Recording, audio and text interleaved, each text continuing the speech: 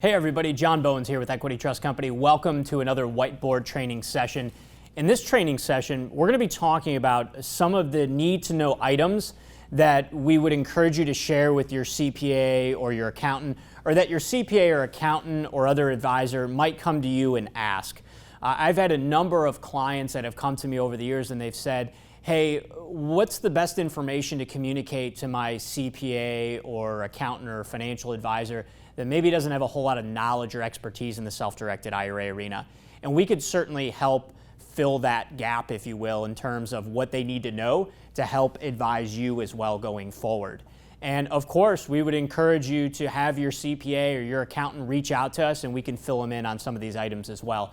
So what I've done in this session is I've put together the most common questions that clients have that either come from their CPA, accountants, or financial advisors, or that their financial advisors are calling in and saying, hey, this is what I'm looking to research on behalf of my customers.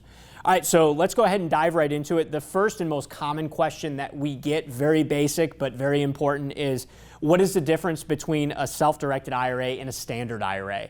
So really important to understand that a self-directed IRA, self-directed, that's an industry term.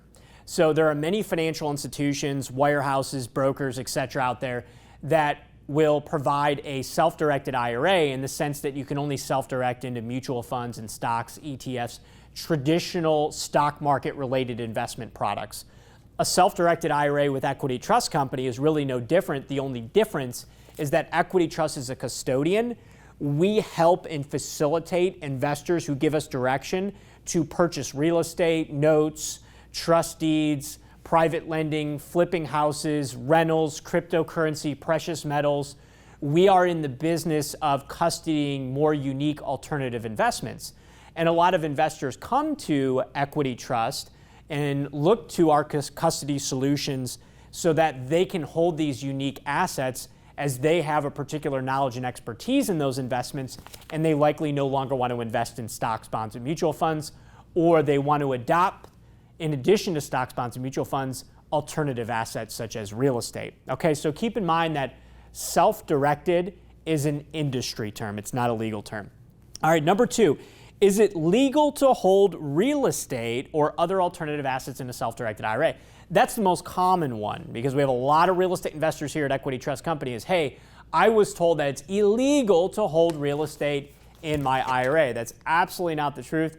In fact, I would encourage folks, you can go to, and you could share this with your CPA or your advisor, you can go to irs.gov, okay, that's the IRS website, of course. Go to irs.gov, and in the search box, search real estate, okay, real estate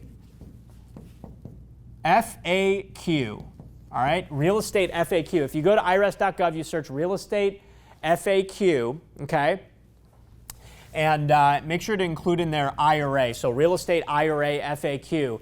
And once you do some searching there, you'll find that there's a paragraph and it states that real estate, and I'm paraphrasing here, but real estate is a permissible investment, but due to the administrative burden, financial institutions or trustees are not required to hold real estate. So it's not a matter of legality, but it's a matter of choice. Most other financial institutions are not in the business of holding real estate and other alternative assets.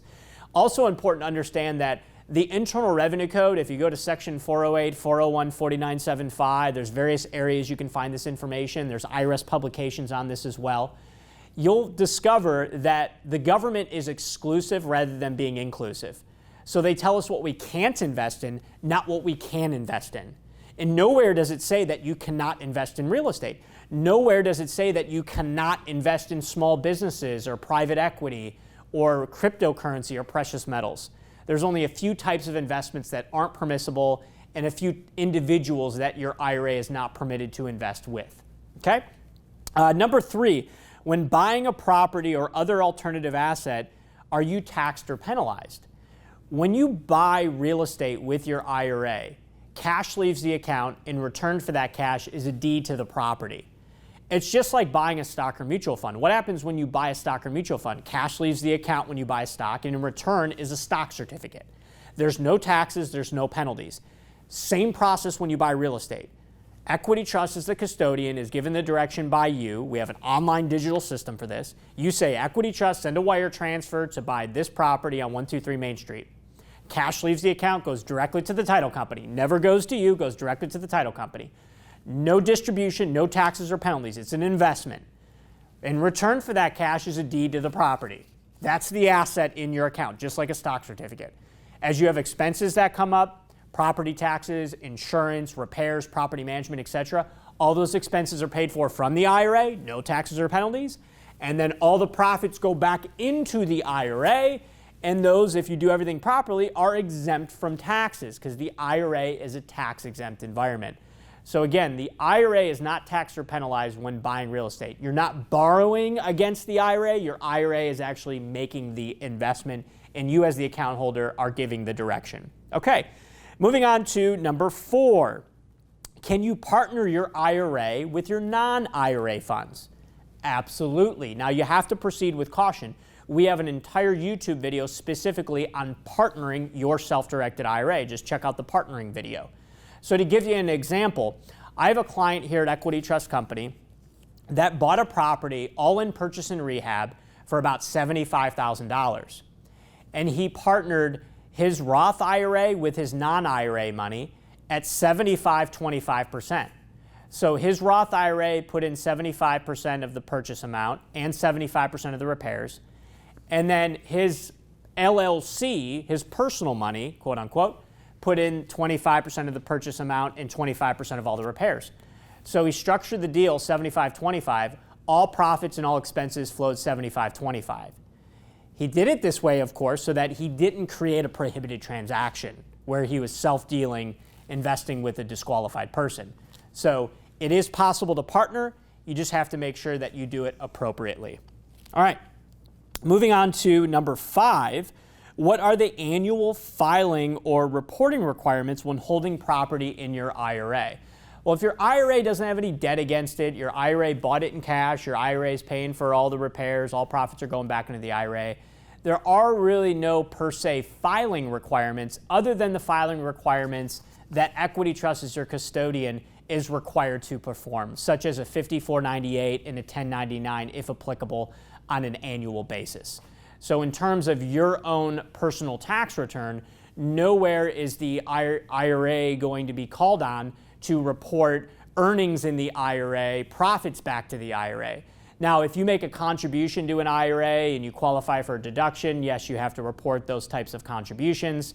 If you're taking personal distributions from the IRA, yes, you have to report that as well, as you likely have some sort of tax consequences and there could be a penalty if you're under 59.5. But by and large, as you're operating the self-directed IRA, as you have profits coming back in, the IRA is exempt, so there aren't per se filing requirements associated with that. Do keep in mind that on an annual basis, you do have to submit a updated valuation to your custodian, such as Equity Trust, reporting what the value of the underlying assets are in that IRA so that the appropriate reporting can be done to the IRS. Okay. Number 6, do you have to report annual valuation of property or other hard-to-value assets? Yes, you are required to perform valuations, and when we say perform valuations, a third party would be required to perform the valuation. So for example, if you have real estate in your IRA, you would get a real estate broker or real estate agent to value the property, submit the necessary documentation to Equity Trust Company to update that property in your IRA. This is especially important when you are required to take required minimum distributions, which under the new Secure Act is at 72 for traditional IRAs. For Roth IRAs, you don't have RMDs. And if you ever do a conversion from a traditional to a Roth, that's where those valuations become heavily important. Last but not least, number 7, how do I research an alternative asset custodian so I know who I am doing business with? Now, Equity Trust Company, as a self-directed IRA custodian, I can speak from our perspective, but I will speak globally about how to do due diligence on Equity Trust as well as other custodians or administrators in the industry. Number 1, you would want to examine if the company you're doing business with is an actual custodian and not just an administrator. So there are custodians and there are administrators, and there are firms that serve both functions, both custodian and administrator. So Equity Trust, we are a custodian and administrator, sort of all in one, where we are bank regulated. The IRA is custodied with Equity Trust. When you buy properties, it's in the name of your Equity Trust IRA. As you're giving Equity Trust direction, money is coming from your own individual account out to the respective bank accounts for the investments, so on and so forth. How do you do due diligence and sort of a background check? You can ask the custodian, where are you domiciled? And so, for example, Equity Trust, we are domiciled out of South Dakota as a non-depository trust company. And so you can go to the South Dakota Division of Banking website, and you'll find they have a download of all of the trust companies that are in existence, and you'll see Equity Trust Company on that list of custodians. You could also potentially follow up with the South Dakota Division of Banking to verify that information and verify that Equity Trust is in existence. There are also other ways. You can go to the state secretary, make sure that the company is in good standing, research the officers, the executive team, which is typically posted on the website, what their background is. And most importantly, you can reach out to a custodian and ask about how are you regulated? What type of insurance do you carry? All right. These are all questions that you can ask a self-directed IRA custodian that you might be interested in doing business with. You'd also likely want to ask some questions about their size. How much assets do they have under custody and administration? Equity Trust, speaking from our perspective, we have over $25 billion in assets under custody and administration. We have over 400 employees. We've been in business since 1974.